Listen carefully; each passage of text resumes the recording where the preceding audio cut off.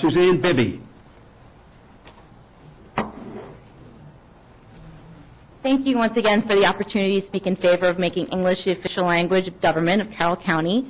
My name is Suzanne Bibby, and I'm the Director of Government Relations at ProEnglish.org, a national English language advocacy organization with members in all 50 states, including Maryland. 31 states, a large majority, have adopted laws making English the official language of government. Unfortunately, Maryland is not one of them, but a promising trend has been gaining momentum across the state, and Carroll County is on track to become the third county to adopt official English this year. Support for official English laws has remained well above 80% nationally for the past decade, and polls continue to find that Americans across all demographic groups overwhelmingly reject the idea that official English is a form of bigotry, is racist, or is a violation of free speech. Establishing English as the official language of the county means that for the county to act officially or with legal authority, it must communicate in English. It means that the language of record is the English language and that no one has the right to demand taxpayer-funded translation services or documents in any other language. It also means that unless the government has a compelling public interest for using another language, it will use the official language alone. The Board of Commissioners can feel confident about the legality of the proposed ordinance, as we currently have 31 states with official English, none of which are facing legal challenges. More importantly, no court has ever held that official English laws violate the civil liberties guaranteed to Americans in the U.S. Constitution, no matter how hard the opposition has tried to convince them that it does. Over the past year, opponents threatened that unless both Frederick County and Queen Anne's County voted down their English ordinances, they would have immediate free speech or discrimination lawsuits on their hands. But where are the lawsuits?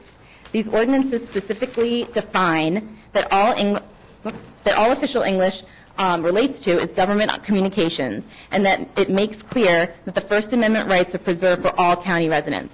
Government has played an important role in encouraging the assimilation of new immigrants by communicating with them in English, but today, instead of encouraging immigrants and their children to learn English, many government entities are making it their policy to communicate with non-English speakers in their native languages.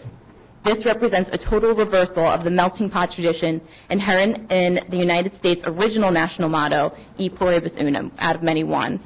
Official English will prohibit the county from forcing taxpayers to subsidize unnecessary translation and interpreter services. It will prevent instances from occurring like in the city of Walnut, California, where non-English speaking residents have recently demanded that taxpayer-funded Chinese language interpreters be provided at every public hearing, even though every city council member only speaks English. It is costly, divisive, and impractical for the county to communicate in all languages, but it ought also be inherently unfair to operate in only some of them. Pro-English believes that the current system, where some foreign languages are accommodated and others are not, is discriminatory. The only way to make it non-discriminatory is for the county government to communicate with all county residents in America's common unifying language, English. On behalf of our Maryland members, I respectfully urge the Carroll County Board to vote to approve this ordinance. Thank you. Thank you. Judy Hake.